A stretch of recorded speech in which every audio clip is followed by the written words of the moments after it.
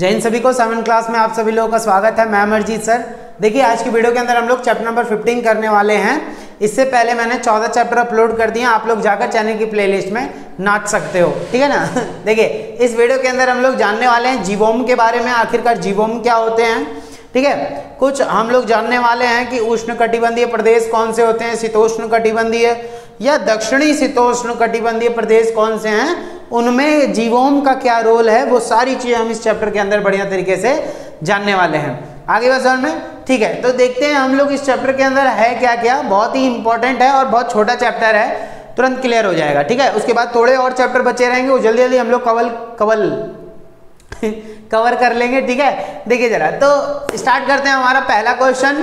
देखिए सबसे पहला जो क्वेश्चन स्टार्ट होगा उससे पहले थोड़ी चीजें मैं ये आपको बता दूं, जैसे कि इस चैप्टर के अंदर काम आने वाला है। जैसे हमने जाना था विषुवत रेखा हमारे पृथ्वी के बिल्कुल बीचों बीच से होकर जाती है 0 डिग्री पर, ठीक है। तो यहाँ अगर सूर्य की किरणें आ रही हैं तो सबसे ज्यादा जो है इस हिस्से पर ही सबसे ज्यादा गर्मी पड़ेगी, और इन हिस्सों में सबसे ज्यादा गर्मी यानी कर्क रेखा से विषुवत रेखा से मकर रेखा, इस हिस्से में बहुत ज्यादा गर्मी पड़ेगी।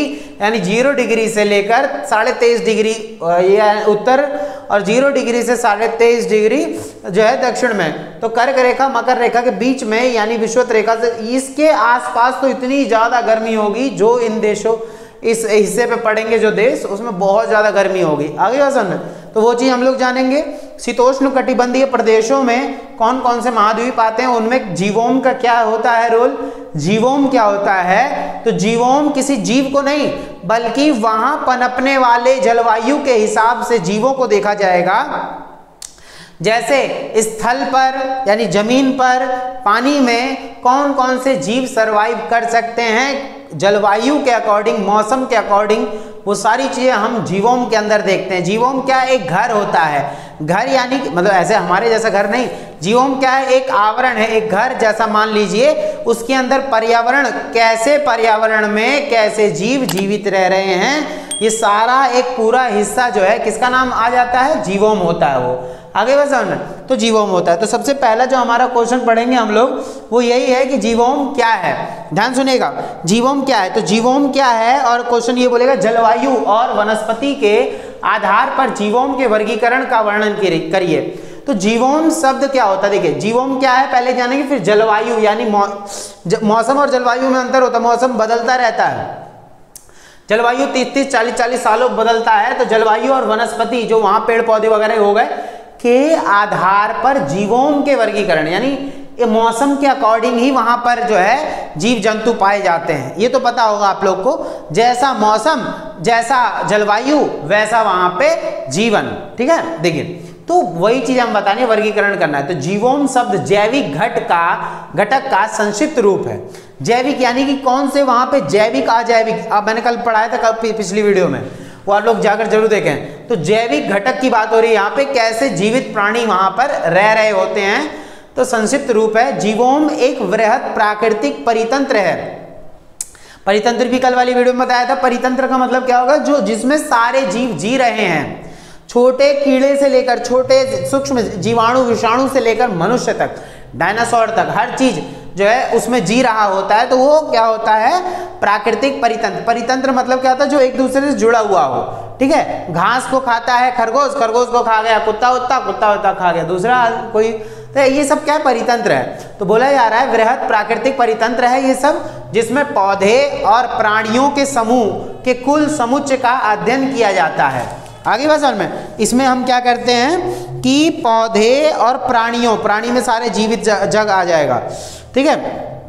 पौधे और प्राणियों के समूहों के कुल समुच्चय को अध्ययन किया जाता है, और यहाँ पर सभी जीवों, याद रखिएगा क्या बोला जा रहा है, यहाँ पर सभी जीव जंतुओं में न्यूनतम समान विशेषताएं होती हैं, और जीवों के सभी क्षेत्रों में प्राय समान परिवर्तनीय परिस्थितियां पाई जाती हैं। हालांकि जीवोम में पौधे और जीव प्राणी समुदाय दोनों सम्मिलित होते हैं। देखिए जीवोम में क्या होता है, जीवोम में क्या आता है, पौधे जीव सब कुछ आ जाता है, सभी का मिला जुला जो समुदाय है, जो एक उसमें रह रहे हैं, सब लोग परितंत्र में रह रहे हैं, इसी को हमने नाम दे दिया जीवोम, ठीक है। जीवोम में आपका जलवायु के आधार पर, जलवायु से ही ये सब क्या है, जीवित हैं। ठीक है, वहाँ पेड़ पौधे भी वैसे उगेंगे। देखिए हर तरफ का, हर देशों में अलग अलग पेड़ पौधे पाए जाते हैं, वैसे ही हर देशों में अलग अलग जीव जंतु पाए जाते हैं, वैसे ही अलग अलग देशों में अलग अलग। अब कंगारू भारत में थोड़ी ना होगा, कंगारू कहाँ होता है, ऑस्ट्रेलिया में होता है। तो सिंपल सी बात है, जलवायु जहाँ जैसी होगी वैसे वहाँ के जीव रहेंगे। तो इन्हीं सबके क्या नाम है, जीवों में क्या आ जाएगा, पेड़ पौधे, मनुष्य और वहाँ के जीव जंतु, जितनी भी सारी चीज़ें वो, और किसके अकॉर्डिंग रहेगा, वो जलवायु के अकॉर्डिंग रहेगा वहाँ पे। इसलिए हर देश का अपना अलग जो है पर्यावरण, या बोल सकते हैं वो ये क्या नाम है, कहाँ गया वर्ड, वो जलवायु होता है। प्राणी समुदाय दोनों सम्मिलित होते हैं, ठीक है, ये दोनों पौधे भी और ये जीव भी दोनों ही इसमें सम्मिलित होंगे, परंतु साधारणतः एक जीवोम को वहाँ की प्रमुख वनस्पति के आधार पर जाना जाता है। याद रखिएगा, हर अलग अलग जीवोम को, याद रखिएगा जीवोम हर किसी का अलग अलग होता है, जैसे बोला जा रहा है, जाना जाता है और उसी के आधार पर उसका नामकरण होता है। ये वनस्पतियां वहाँ के भूदृश्य को स्पष्ट रूप से परिलक्षित करने वाली घटक हैं। बायोमास से हमारा अभिप्राय जीवों में पाए जाने वाले सभी जीवित जीवाणुओं, पौधे और प्राणियों के कुल भार से है। तो हम लोग सिंपल सी बात ये जानेंगे कि जीवोम किसे कहा जाता है। तो जीवोम का मतलब हो गया एक ऐसा आवरण, एक ऐसा पूरा संघ, ठीक है, एक पूरा जलवायु, जिसके अंदर जलवायु भी आ जाएगी और उसमें उत्पन्न होने वाले जीव जंतु भी आ जाएंगे। तो पूरे ही आवरण को, पूरे ही समुदाय को, हर चीज को हम जीवोम नाम दे देते हैं। आगे बात समझ में, उस जीवोम में अब जैसे देखिए, जैसे अब मछली वाला अलग सीन हो गया, मान ली मछली है, केकड़ा है, और आपका जो है अलग अलग जीव होते हैं पानी वाले, और उसमें मैं कुत्ता भी डाल दूं तो कुत्ता तो अलग हो जाएगा ना। तो सिंपल सी बात है, इसका अलग जीवोम हो जाएगा, इसका अलग हो जाएगा। तो कहने का तात्पर्य यही है कि सब अलग अलग, कोई स्थल प्राणी है, कोई जल प्राणी है ना, तो सबका अलग अलग जीवोम है। तो जीवोम क्या होता है, घर होता है, इस सबका अलग अलग जलवायु के अकॉर्डिंग होता है। आगे बात समझ में, ये चीज़ हमें याद रखनी है, ठीक है। चलिए उसके बाद आता है ये हमारा क्वेश्चन। अब यहाँ से थोड़े से वैसे क्वेश्चन शुरू होंगे, थोड़े बड़े बड़े, जैसे सदा हरित वर्षावन। सदा हरित बोला जा रहा है जहाँ हमेशा वर्षा होती रहती है, जहाँ हमेशा जंगल, बहुत घने जंगल पाए जाते हैं।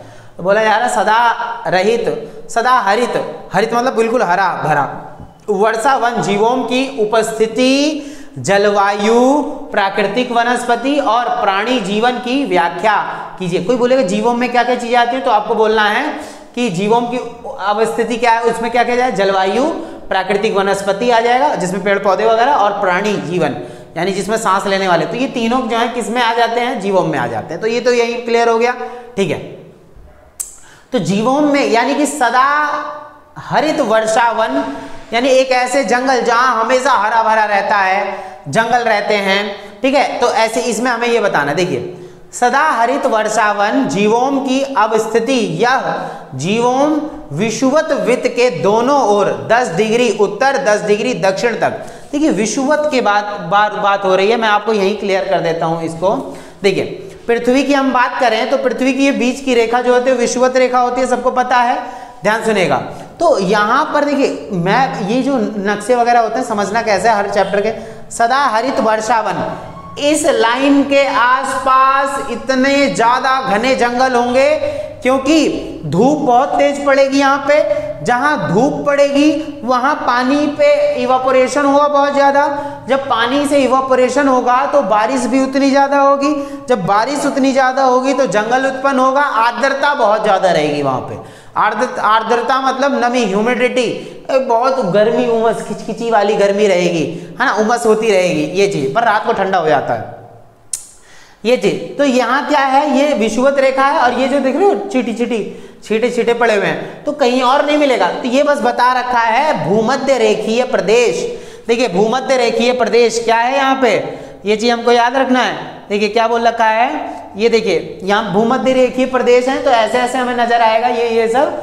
तो विषुवत रेखा के निकट जो है हमें क्या देखने को मिलता है, देखिए तो ये हरे भरे 10 डिग्री इधर 10 डिग्री इधर, ये 23.5 डिग्री पे होते हैं ना दोनों, ये 23.5 डिग्री पे, तो 10 डिग्री इधर मान लो ऐसे और 10 डिग्री इधर, तो इतने हिस्से में इतनी ज्यादा घने जंगल होंगे कि जिंगा लाला कर दोगे आप लोग, ठीक है, ये चीज याद रखना।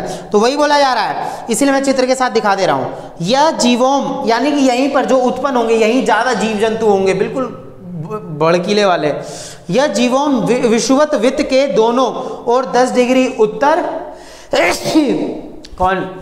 कौन है वो देखिए, तो 10 डिग्री उत्तर 10 डिग्री जो है दक्षिण में, नीचे दक्षिण ऊपर उत्तर होता है, ठीक है, ये चीज। तो ये बोला जा रहा है विस्तृत है। इसके अंतर्गत दक्षिणी अमेरिका की अमेजन बेसिन, देखिए दक्षिण अमेरिका की बात करें, देखिए ये उत्तरी अमेरिका है ये सब और दक्षिण अमेरिका, तो दक्षिण अमेरिका पे से ही होते हुए जाते हैं ना विषुवत रेखा, तो यहाँ इस वाले जगह पे आपको क्या दिखेगा, तो अमेजन का जंगल और बेसिन की निम्न भूमि है यहाँ पे।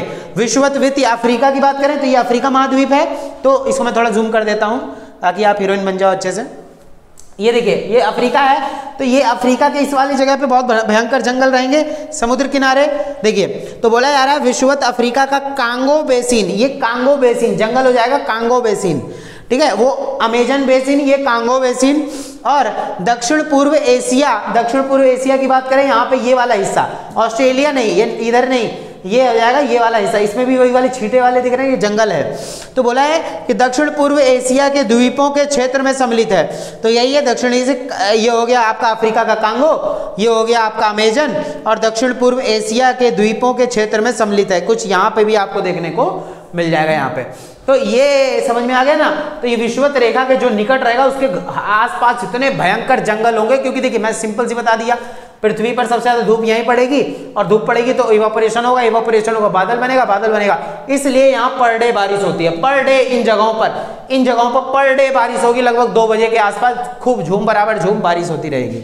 आगे बात समझ में, इतना हमें याद रखना है, ठीक है। उसके बाद ये मैंने बता दिया आपको कि विस्तृत, ये सारा मैंने बता दिया है, ये आप लोग ध्यान सुनिएगा। उसके बाद ये आता है जलवायु, देखिए अब आता है इसी क्वेश्चन के अंदर जलवायु के बारे में। जैसे कि मैंने आपको अभी बताया था, देखिए इसमें हमें 3 चीज जाननी है। तो जीवोम की अवस्थिति यानी कि जहां सदा रहित वर्षा होती है, हमेशा बारिश होती रहती है, वहां जंगल वगैरह रहेंगे तो वहां 3 चीजें पढ़नी है। वहां का जलवायु कैसा होता है, प्राकृतिक वनस्पति पेड़ पौधे कैसे होते हैं, प्राणी जीवन कैसा होता है, तो ये तीनों मिला दो जीवोम बन जाएगा, ठीक बात। देखिए अब आ जाएगा यहाँ नेक्स्ट, तो यहाँ क्या है, देखिए जलवायु पहले जान लेते हैं। देखिए जलवायु का मतलब क्या होता है कि वहां की जो है पूरा क्लाइमेट, इन क्षेत्रों में वर्ष भर तापमान ऊंचा रहता है, बहुत गर्मी रहती है, झुलसाने वाली गर्मी रहेगी, हीरोइन बन जाओगे आप लोग।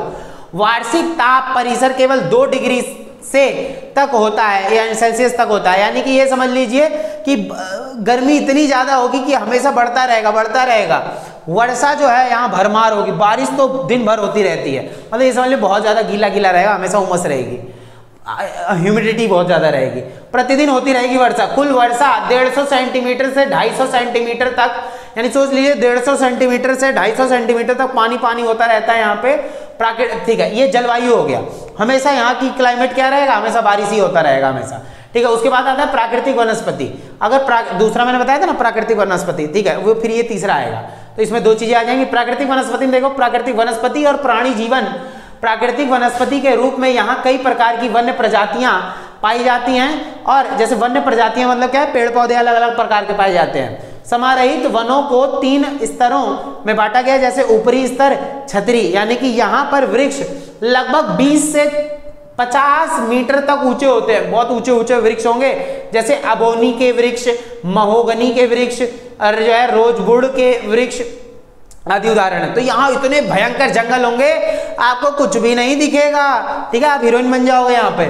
उसके बाद क्या आ रहा है यहाँ पे, ठीक है, द्वितीय स्तर, जहां पर वृक्ष लगभग 10 से 20 मीटर ऊंचे होते हैं, इनमें ताड़ का वृक्ष सबसे महत्वपूर्ण है। फिर एक तीसरा आता है निम्न स्तर, जो सबसे नीचे के होते हैं, इनमें 10 मीटर तक के पेड़ होते हैं, ज्यादा छोटे रहेंगे, जड़ी बूटी वगैरह, केले के पेड़, अनानास के पेड़, ये सब आ जाएंगे। तो वनस्पति यहाँ की जान लिया आपने, बहुत भयंकर ये होते हैं, बहुत भयंकर जंगल होता है विषुवत रेखा के निकट, जो मैंने अभी दिखाया था अभी आपको, ठीक है। देखिए उसके बाद प्राणी जीवन कैसा है यहाँ का, तो प्राणियों में यहाँ असंख्य पक्षी, स्तनधारी, यहाँ बहुत सारे पक्षी मिलेंगे, स्तनधारी यानी कि दूध पिलाने वाले जानवर, वो सब हो गए, जीव, कीट, पतंगे और आदि होते हैं, जो है जगुआर, यहाँ पे आपको जगुआर भी मिलेगा, लेमूर भी मिलेगा। लेमूर क्या होता है? ये होता है लेमूर, अजीब सा भगचोंडर जैसा लगता है है नी, अजीब लग रहा है। देखिए चौथा क्वेश्चन क्या बोल रहा है, कोई अन्य जीवों इतने परिवर्तनों से नहीं गुजरा जितना कि शीतोष्ण कटिबंधीय घास भूमि जीवों उपयुक्त तर्कों द्वारा इस कथन की पुष्टि करें। अभी मैंने बताया था बिल्कुल जो बीच में होता है उष्ण कटिबंधीय, बिल्कुल गर्मी वाले क्षेत्र जो अभी मैप में दिखाया था मैंने, वहां बिल्कुल पेड़ ही पेड़, घास बिल्कुल घास तो नहीं, पेड़ ही पेड़ रहेंगे, बिल्कुल ऑल टाइम बारिश होती रहेगी। पर यहाँ पर क्या है, शीतोष्ण कटिबंधीय बता रखा है, घास भूमि जीवों। अब हमें ऐसे क्षेत्रों के बारे में पढ़ना है जहां पे शीतोष्ण यानी ठंडी पड़ती है। जब उसके नीचे की बात करी थी हमने, देख लीजिए आपको यही समझा देता हूं मैं।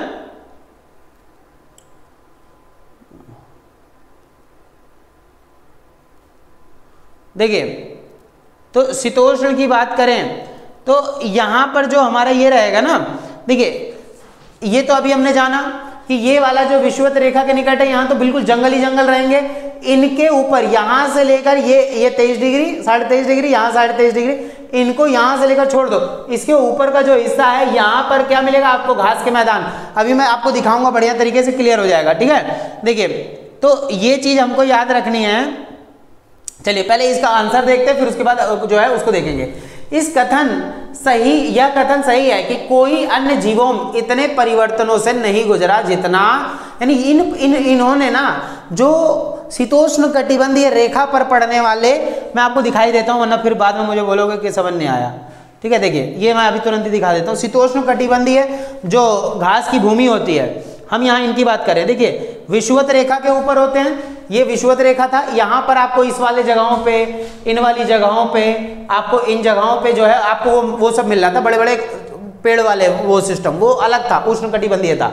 अब ये वाला जो हिस्सा है ना, ये वाला शीतोष्ण कटिबंध में आता है, यहाँ से लेकर ये वाला हिस्सा शीतोष्ण कटिबंधीय में आता है। इधर से ये, इधर से इससे नीचे ये, तो इसके नीचे ऑस्ट्रेलिया में, अफ्रीका के इसमें, और अमेरिका के नीचे वाले अमेरिका के, और इधर जो है कुछ ये हिस्से हो गए, इनको घास के मैदान है ये घास के मैदान। यहाँ पेड़ रहेंगे, भरपूर पेड़, बारिश ही बारिश, यहाँ ठंडा होगा, यहाँ ठंडा होगा तो यहाँ घास के मैदान थोड़े थोड़े रहेंगे ठीक है। उसके बाद जो है ये चीज, तो घास के मैदान ये सब। तो अब देखिए जरा मैं समझाता हूँ आपको, पहले ये इसी में से समझा देता हूँ ना, क्लियर हो जाएगा।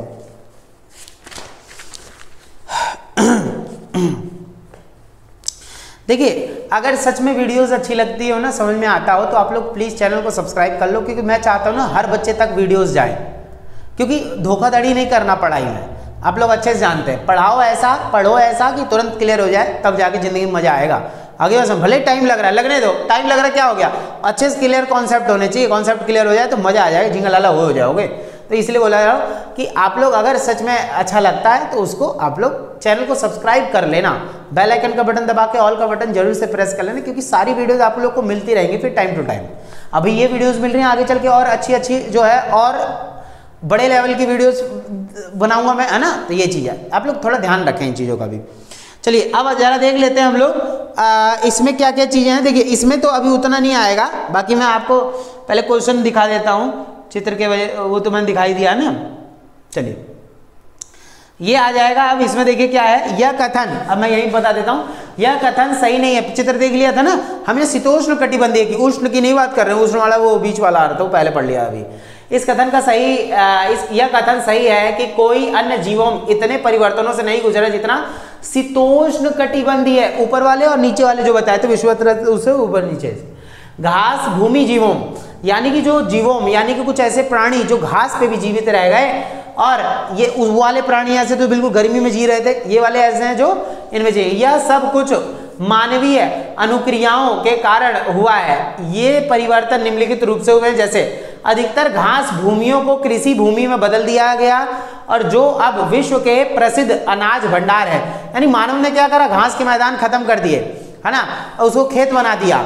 उसके बाद दूसरा कारण है पशुचारण। पशुचारण मतलब क्या था, पशुओं को चरा चरा के बिल्कुल खत्म कर दिया है घास के मैदान। पशुपालन, इसमें अछूती घास भूमि भी अन्य उपयोग में आ गई, यानी कि जो भूमि जहाँ घास वगैरह नहीं थी वो भी अब घास वगैरह बनने लग गई वो चीज। बड़े पैमानों पर जानवरों के शिकार करने के कारण कुछ जानवरों की संख्या कम हो गई और कुछ तो लुप्त हो गए। देखो जंगलों में शिकार करना बहुत कठिन होता है, क्योंकि वहां बताया था जो मैंने उष्णकटिबंधीय क्षेत्रों में, उसमें तो बहुत ज्यादा गर्मी होती है और वहां जंगल इतने ज्यादा घने हैं तो उसमें आदमी भी नहीं जा सकता, शिकार क्या करेगा। तो वही इन जगहों पे शिकार करना आसान हुआ, जिससे कि जानवर खत्म हो गए, जानवर कम हो गए, लुप्त हो गए, इससे घास के मैदान में वृद्धि होती चली गई, है ना। ये चीज यहाँ पर प्राणी और पौधे की नई प्रजातियों के आने से देसी वनस्पति का संगठन बिल्कुल परिवर्तित हो गया। उदाहरण के लिए ऑस्ट्रेलिया में यूरोपियन लोगों द्वारा भेड़ पालन शुरू करने के कारण वनस्पति, देखिए ऑस्ट्रेलिया की बात करें, अभी मैं बताऊंगा आपको, देखिए वनस्पति संगठन बदल गया और इस प्रकार इन घास भूमियों में बहुत परिवर्तन आ गए। देखिए घास भूमियां मैंने आप लोगों को ऑलरेडी बता दिया है, मैं आपको यहाँ समझा देता हूँ, तो आएगा वैसे ही, अभी दोबारा से आएगा वो, तो इसलिए टेंशन में नहीं आना। घास भूमियों में जैसे आपका प्रेयरी अमेरिका का, इधर से आपका कुछ एशिया के कुछ स्टेपी दिखेंगे आपको, घास के मैदान मंचूरिया जो चाइना के ऊपर घास की भूमि है, ऑस्ट्रेलिया में डाउन्स है, ऑस्ट्रेलिया में घास का मैदान, वेल्ड है अफ्रीका में, और इधर साउथ अमेरिका में जो है पंपास है। तो ये शीतोष्ण कटिबंधीय प्रदेशों में पड़ेंगे, ये वाला ये शीतोष्ण कटिबंधीय और ये बिल्कुल ध्रुव है आपके तो ऊपर, और ये वाला जो हो गया ये विषुवत रेखा है, इतना और इतना, ये पूरा जो है यहाँ से यहाँ तक का है ये उष्ण कटिबंधीय है, ये शीतोष्ण कटिबंधीय है। तो इसी चीज की हम बात कर रहे थे अभी, ठीक है। तो कंफ्यूजन में नहीं आना है, ये घास के मैदान और जो पहले वाला दिखाया था इनके ऊपर विषुवत रेखा वो जंगल थे, और ये सिर्फ घास के मैदान है, ठीक है, ये चीज याद रखना। चलिए ये चीज तो हमें समझ में आ गई है। अब हम देख लेते हैं टुंड्रा प्रदेश कौन से होते हैं, ये आप लोग को याद रखना होगा, बहुत इजी रहेगा। देखिए तो दो तो मैंने आप लोगों को समझा दिया है, क्वेश्चन यही कुछ इंपॉर्टेंट है। देखिए कोई अन्य जीवों इतने कहाँ हैं,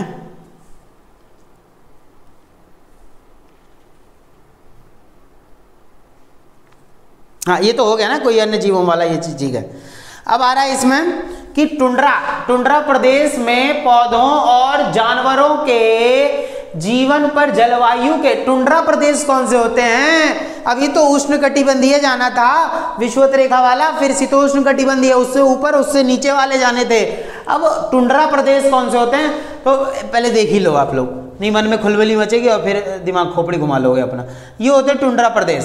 देखिए टुंड्रा प्रदेश आर्कटिक टुंड्रा जीवों, यहाँ पे भी जो जीवन होता है पेंगुइन वगैरह सब यही तो होती है अंटार्कटिका में। देखो काले से टुंड्रा दिखा रखा है, इधर अंटार्कटिका का कुछ हिस्सा, ये वाला हिस्सा, इधर जो है आपका ऊपर कुछ बहुत ठंडी रहती है ना, यहाँ बर्फ ही बर्फ रहती है, तो ऐसे जीव रहेंगे जहाँ पे बर्फ ही बर्फ रहेगी।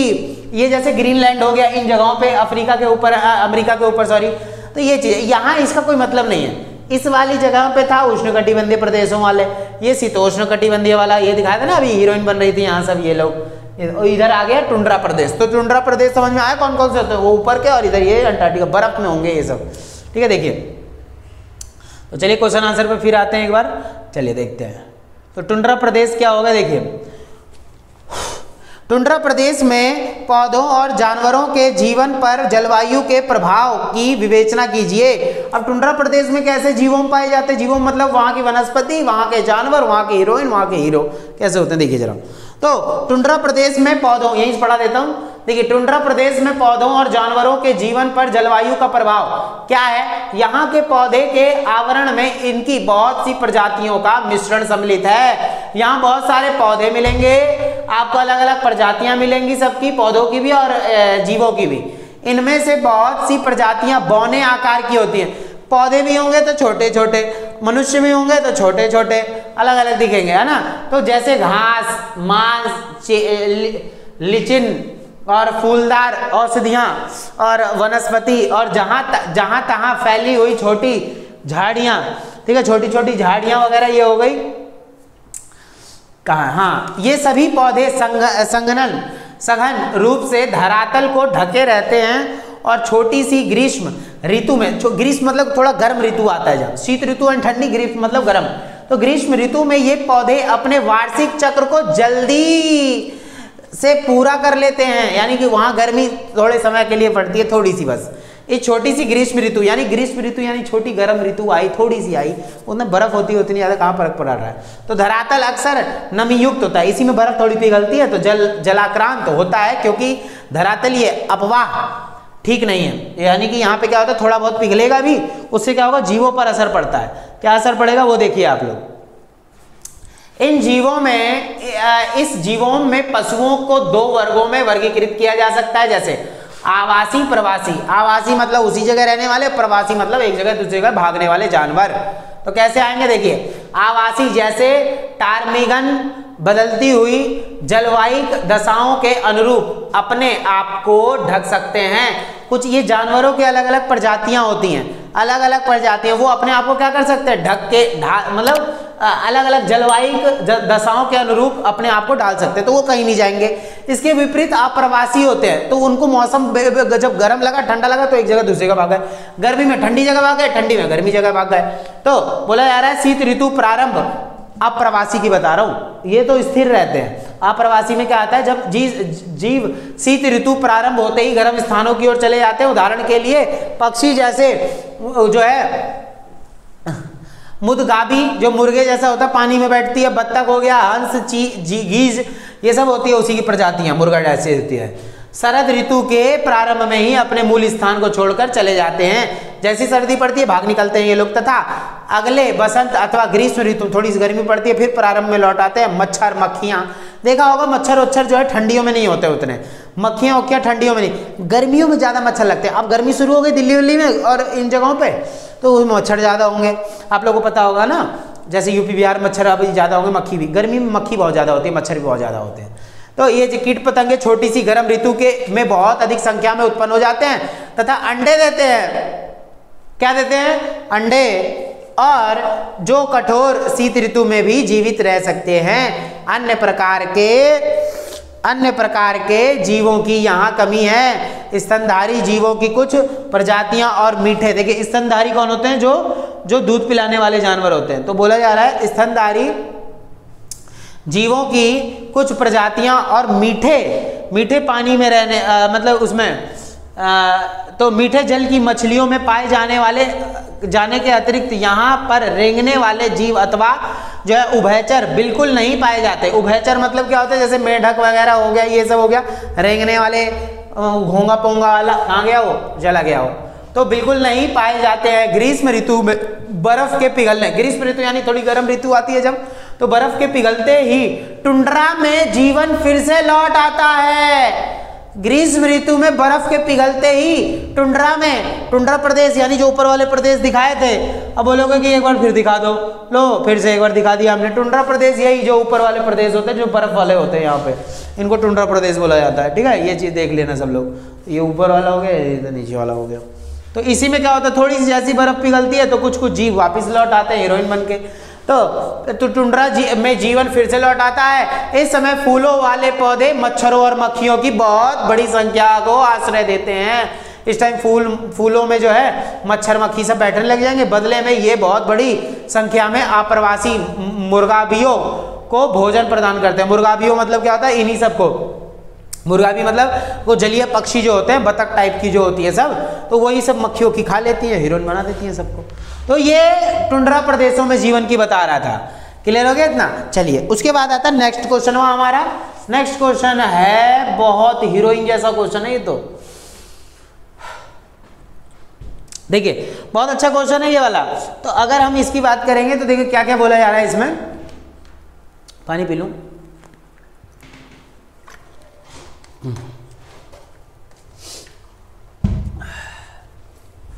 देखिए तो मध्य अक्षांशीय घास भूमि, मध्य अक्षांश की बात कर रहा हूं मैं। घास भूमि में पौधे एवं पशु जीवन में जलवायु की भूमिका की व्याख्या करें, जो अभी पढ़ाया था ना वही है सेम। तो अभी देखते हैं इसमें क्या क्या चीजें दे रखी हैं। तो यहां पर वर्षा की मात्रा इतनी कम है कि पेड़ नहीं, देखिए जहां पर धूप कम पड़ेगी वहां बर्फ होगी और वहां ठंडी पड़ेगी। तो जहां धूप कम पड़ेगी तो क्या बारिश होगी? नहीं। जहां धूप तेज पड़ती है वहां होती है बारिश, क्योंकि सारा इवापोरेट होके तभी तो आएगा, बारिश बन के गिरेगा। तो ठंडी जगहों पर कहाँ बारिश होती है? ठंडियों में बारिश तो ना होती उतनी, ये उतनी क्या होती नहीं है ज्यादातर। यहाँ पर वर्षा की मात्रा इतनी कम है कि पेड़ नहीं उग सकते। बारिश होगी जब तो पेड़ उगेंगे, इसलिए छोटे छोटे घास उगते हैं बस। सकते हैं, परंतु वर्षा की मात्रा घास उगने के लिए पर्याप्त है। थोड़ी बहुत बारिश होती है तो उससे घास वास उग जाती है। इसलिए इन प्रदेशों की प्राकृतिक वनस्पति वृक्ष रहित घास भूमियां हैं। वृक्ष नहीं रहेंगे, रहित मतलब नहीं रहेंगे, पर घास भूमियां रहेंगी। वृक्ष केवल पहाड़ी ढालों पर दिखाई देते हैं जहां पर वर्षा की मात्रा अधिक होती है। पहाड़ों पर बारिश ज्यादा होती है तो वहीं पे, ये मैंने पहले वाले चैप्टर में पढ़ाया था। वर्षा की मात्रा और मृदा के उपजाऊपन के अनुसार घास की ऊंचाई स्थान स्थान पर भिन्न भिन्न रहती है। स्टेपी घास जो है घास भूमियों की छोटी एवं पौष्टिक घास। देखो स्टेपी घास के मैदान क्या होते हैं, स्टेपी घास के मैदान क्या होते हैं, तो स्टेपी घास के मैदान ऐसे मैदान होते हैं जहां पर क्या होता है, जो ऊंचे नीचे ऐसे ऐसे जो है जमीन रहती है, उसमें उसकी बात कर रहे हैं। कहाँ हूं मैं, फिर कहीं खो गए हैं क्या हम? तो बोला जा रहा है वृक्ष केवल पहाड़ी ढालों पर दिखाई देते हैं जहां पर जो है, देखिए हम ये पढ़ रहे हैं यहाँ पे, जहां पर वर्षा की मात्रा अधिक है। वर्षा की मात्रा और मृदा के उपजाऊपन के अनुसार घास की ऊंचाई स्थान स्थान पर भिन्न भिन्न होती है, यानी जमीन ऊपर नीचे ऐसी ऐसी जमीन रहेगी, ऊपर नीचे। स्टेपी घास के मैदान ऐसे होते हैं, ऊपर नीचे। तो भूमियों की छोटी और पौष्टिक घास विशेष रूप से उल्लेखनीय है। इन प्रदेशों में घास के उगने का समय ऋतुओं के अनुसार भिन्न भिन्न होता है। बसंत ऋतु प्रारंभ होते ही छोटी घास हरी भरी ताजी और छोटे छोटे विभिन्न रंगों के फूलों के सुंदर दिखाई देने लगती हैं। और ग्रीष्म, देखो जहां पर जैसा घास वास आएगा वैसे ही जीवन होगा, सिंपल सी बात है। ग्रीष्म ऋतु में अधिक तापमान, जो ग्रीष्म ऋतु गर्म ऋतु होती है तो उसमें अधिक तापमान होता है और अधिक वाष्पीकरण होने के कारण हरी घास मुरझाकर बिल्कुल समाप्त हो जाती है। तो जब बारिश वगैरह होगी, गर्म पड़ेगी, गर्मी होगी, धूप होगी, तो वो ऊपर की घास ना मुरझा जाती है, लेकिन जड़ तो नहीं खत्म हो जाती ना। तो वही बोला, लेकिन इन घास की जड़ें धरातल में जिंदा रहती हैं और पूरी शीत ऋतु में निष्क्रिय पड़ी रहती हैं, यानी उसी में जब तक ठंडी पड़ी रहेगी तब तक वो ऐसी अंदर रहेंगी। पर जैसे ही बसंत ऋतु आती है फिर प्रारंभ होना शुरू हो जाता है। बसंत में देखते हो ना कैसे कैसे पूरा हरी भरी हर चीज हो जाती है, तो वो बसंत के टाइम पे होता है। फिर क्या होता है, बसंत ऋतु में प्रारंभ होती है, फिर हरी भरी हो जाती है और घास भूमियां विभिन्न प्रकार के जीवों के प्राकृतिक आवास हैं। तो ये कुछ ऐसे प्रदेश होते हैं जहां घास के मैदान होते हैं। वही वाले जो मैंने अभी बताया था ना, इन्हीं के बारे में, यानी घास के मैदान में टुंड्रा इससे ऊपर जो है शीतोष्ण कटिबंधीय में घास के अलग अलग मैदान दिखाए थे, उनकी बात हो रही है। ठीक है, चलिए ये हो गया। तो शीतोष्ण कटिबंधीय में घास के मैदानों के बारे में जो अभी मैंने बताया, ये वाला जो क्वेश्चन अभी बताया था वो आ रहा है। देखिए इस वाले में प्रेयरी, अभी देखिए इनके बारे में पढ़ेंगे ना, अभी क्लियर हो जाएगा आपको। देखिए शीतोष्ण कटिबंधीय प्रदेशों के बारे में वही जो अभी बताया था, घास के, देखो शीतोष्ण में आएगा घास के मैदान, टुंड्रा में आएगा कि बर्फ वगैरह पड़ी रहती है, उसमें कभी कभार जो है थोड़ा मोड़ा जब बर्फ पिघलती है तो हरी भरी घास देखने को मिल जाती है, टुंड्रा में होता है बर्फ पड़ी रहती है। और उष्ण में क्या होता है, ज़्यादातर बारिश होती है, वहाँ पे पेड़ होते हैं बहुत ज़्यादा, इनमें पेड़ नहीं होंगे, इन वाले में देखिए घास के मैदान होंगे इसमें सिर्फ। शीतोष्ण कटिबंधीय में क्या होता है, देखिए शीतोष्ण कटिबंधीय की पहले एक बार पिक्चर दिखा देता हूँ मैं आपको। देखिए शीतोष्ण कटिबंधीय की बात करते हैं, ये होगा शीतोष्ण कटिबंधीय घास की भूमि। पहले मैं बता दूं, ये तो विषुवत रेखा है, ये इसको भूल जाना आप, यहाँ से लेकर यहाँ तक का ये सब भूल जाना, उष्ण कटिबंधीय। और ये शीतोष्ण में आता है, यहाँ से लेकर ये वाला हिस्सा, ये तो टुंड्रा है ना, इधर वाला टुंड्रा, इधर टुंड्रा, ये सब टुंड्रा था ये, तो ये है। लेकिन शीतोष्ण कटिबंधीय यहाँ से लेकर यहाँ तक, ठीक है, ये वाला इधर ये जा रहा, और यहाँ से लेकर यहाँ तक ये वाला हिस्सा हो गया, ये आ गया शीतोष्ण कटिबंधीय प्रदेशों में। इसमें देखो घास की भूमि होती है, इसमें पेड़ होता है, इसमें घास की भूमि होगी, और इसमें बर्फ होगी, कभी कभार जो उसमें घास आ जाती है। तो क्वेश्चन क्या है, जरा ध्यान सुनेगा। शीतोष्ण कटिबंधीय घास भूमि जीवों की भौगोलिक पृष्ठभूमि, प्राकृतिक वनस्पति एवं प्राणी जीवन तथा मानवीय आकृति हो। इसमें भी वही बताना है, जीवों में बताना है, इस वाले प्रदेश में जीवों में कैसा रहता है। तो जीवों में आपके घास वास और प्राणी जीवन के बारे में सब कुछ आता है ना, ये चीज हमें याद। देखिए तो इसमें बोला क्या जा रहा है, भौगोलिक पृष्ठभूमि शीतोष्ण कटिबंधीय घास भूमियां दो विशिष्ट स्थानों पर स्थित हैं, उत्तरी गोलार्ध में, देखिए उत्तरी गोलार्ध में और महाद्वीप के आंतरिक भागों में, दक्षिणी गोलार्ध में, महाद्वीपों में। तो ये क्या है, शीतोष्ण कटिबंधीय घास के मैदान बताने हैं आपको। इसमें जो है क्या दे रखा है, घास के मैदानों में देखिए क्या क्या चीजें आएंगी, ध्यान सुनिएगा, ये बहुत अच्छा क्वेश्चन रहेगा। देखिए इसमें सारी चीज क्लियर हो जाएंगी। तो इसमें वो लिखा है कि सीमांत प्रदेशों में इसलिए दक्षिणी गोलार्ध नीचे, दक्षिणी गोलार्ध की शीतोष्ण कटिबंधीय घास भूमियों की जलवायु उत्तरी गोलार्ध की घास भूमियों की अपेक्षा संतुलित है, क्योंकि इनके तट की समीप होने के कारण इन पर समुद्री प्रभाव अधिक होता है, यानी समुद्र के किनारे होते हैं ना नीचे वाले, दक्षिण की बात हो रही है यहाँ पे। तो उत्तरी गोलार्ध की घास भूमि का अपेक्षा संतुलित होता है दक्षिण में। उत्तरी गोलार्ध यानी ऊपर वाले की बात हो रही है। उत्तरी गोलार्ध की घास भूमियों की विशेषता उनकी महाद्वीप पर जलवायु है, जहां पर गर्मियों में अधिक तापमान और शीत ऋतु में तापमान हिमांक बिंदु से नीचे यानी 0 डिग्री से नीचे चला जाता है। हालांकि जो है देखिए गर्मी भी रहेगी शीतोष्ण कटिबंधीय में, और जब ठंडी होगी तो बहुत ज्यादा बर्फ पड़ने लग जाएगी ये जी। परंतु ये ऊंचे तटवर्ती पर्वतों के विशिष्ट छाया क्षेत्रों में स्थित है, इसलिए यहाँ पर वर्षा कम होती है। वर्षा सबसे ज्यादा कहाँ होती है? वर्षा आपको याद रखना है, सबसे ज्यादा बारिश पूरी पृथ्वी पर जो है उष्ण कटिबंधीय प्रदेश विषुवत रेखा पर पड़ती है, आपको मैंने बता दिया था, ठीक है। तो उसके बाद बोल रहा है यहाँ पे कि ये घास भूमियां सभी महाद्वीपों में पाई जाती हैं, जो भिन्न भिन्न नामों से जानी जाती है। जैसे उत्तरी गोलार्ध में ये घास भूमियां काफी विस्तृत हैं, जैसे अब मैं आपको चित्र के साथ दिखाने जा रहा हूं, क्लियर हो जाएगा। देखिए एक बार मैं यहां समझा दूंगा, अब मैं पढ़ूंगा यहाँ पे बुक में से, आप लोग देखिएगा, ठीक है। देखिए हर महाद्वीप में आपको देखने को मिल जाएगा। जैसे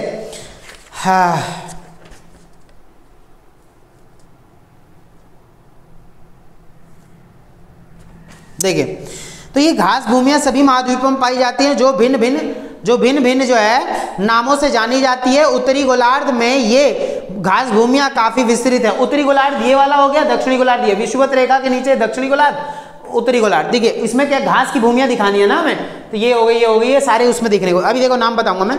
ये देखिए यूरोप महाद्वीप में ये स्टेपी कहते हैं, इसे स्टेपी कहते हैं। यूरोप महाद्वीप में इसे क्या कहते हैं? स्टेपी। यूरोप के निकट जो है ये क्या है? स्टेपी है। उसके बाद क्या है? ये काला सागर के तट से पूर्व की ओर चीन में मंचूरिया है। काला सागर से इधर क्या मिलेगा आपको?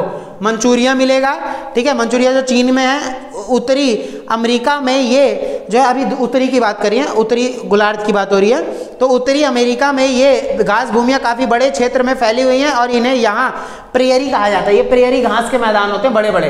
इतना क्लियर हो गया? अब आ जाते हैं दक्षिणी गोलार्ध में। दक्षिणी गोलार्ध में इनमें क्या है? देखिए यहाँ ये क्षेत्र रॉकी पर्वत और महान झीलों के बीच विस्तृत है। ये ऊपर वाला भी बता रखा है, रॉकी पर्वत वगैरह। अब आ जाते हैं दक्षिणी गोलार्ध में। दक्षिणी गोलार्ध में ये घास भूमियां उतनी विस्तृत नहीं हैं, ये उतनी ज़्यादा नहीं है। ऊपर में बहुत ज़्यादा है, पर नीचे में थोड़ी थोड़ी जगह टिंचिक हैं। ऊपर वाले में ज़्यादा बड़ी है, नीचे वाले में छोटी छोटी जगहों पे। जैसे दक्षिणी गोलार्ध में ये घास भूमियां उतनी विस्तृत नहीं है। अर्जेंटीना की बात करते हैं, देखिए अर्जेंटीना और उरुग्वे में इन घास भूमियों को पाम्पस कहा जाता है। ये इसी में बोल रखा है, इस हिस्से को क्या बोला जाता है? अर्जेंटीना और उरुग्वे, ठीक है, उरुग्वे। तो इसमें क्या मिलेगा? पाम्पस मिलेगा आपको। उसके बाद जो है दक्षिण अफ्रीका में आपको ये मिलेगा, ये वाला हिस्सा, इसको क्या बोलते हैं? जो है इसको बोला जाएगा वेल्ड्स, ठीक है। और इधर आपको ऑस्ट्रेलिया में क्या देखने को मिलेगा? ऑस्ट्रेलिया में आपको डाउन्स, ठीक है। ये चीज़ हमको याद रख लेनी है, ठीक है, ये चीज़ हमें याद रख लेना है। उसके बाद दक्षिण ऑस्ट्रेलिया में मरे डार्लिंग नदियों की द्रोणी में स्थित है, और ये घास भूमियां, तो यही है कटिबंधीय, यही है शीतोष्ण कटिबंधीय घास भूमि। उसके बाद तो आता है ये बिल्कुल नीचे वो आता है टोंड्रा वाला, ठीक है। चलिए तो ये चीज़ हमें क्लियर हो गया। क्वेश्चन मैं आपको दिखा देता हूँ यहाँ पे हीरोइन बना के, ये सारा हमने पढ़ लिया है, ठीक है। अरे दे ही तो रखा था इधर। चलिए ये सारा हमने जान लिया बढ़िया तरीके से घास के मैदानों के बारे में। इन्हीं सब जगहों पर जीवोम है, ठीक है, ये चीज हमें याद रखना है। उसी के बाद रखा प्राकृतिक वनस्पति एवं प्राणी जीवन। अब ये तो हमने वो जान लिया था घास के मैदान वगैरह क्या है। अब यहाँ जीवन जान लेते हैं, कैसे कैसे क्या जीवन होता है प्राणी जीवन के बारे में। वनस्पति एक बार जानते हैं। देखिए यहाँ पर वर्षा की मात्रा इतनी कम है कि पेड़ नहीं उग सकते, क्योंकि घास के मैदान ही होते हैं सिर्फ। पेड़ कहाँ उगते हैं सबसे ज्यादा? वो बिल्कुल शीतोष्ण उसमें उष्ण कटिबंधीय में विषुवत रेखा के निकट, ठीक है। आगे देखिए, जहाँ पर वर्षा की मात्रा जो है अधिक होती है, और वर्षा की मात्रा और मृदा के उपजाऊपन के अनुसार घास की ऊंचाई स्थान स्थान पर भिन्न भिन्न होती है। स्टेपी घास के मैदान होते हैं यहाँ पर, इसीलिए इनका जीवन भी अलग अलग होता है। छोटे छोटे विभिन्न रंगों के फूलों और सुंदर दिखाई देना, ये ऑलरेडी मैं आपको पढ़ा चुका हूँ, ठीक है, ये चीज़ होता है, ठीक है। चलिए उसके बाद क्या है, इसी में रखा मानवीय अनुक्रियाएं होती हैं। इसी में मानवीय अनुक्रियाएं क्या है, कोई अन्य जीवों, देखिए मानवीय अनुक्रियाएं देखा जाए तो इसमें क्या है,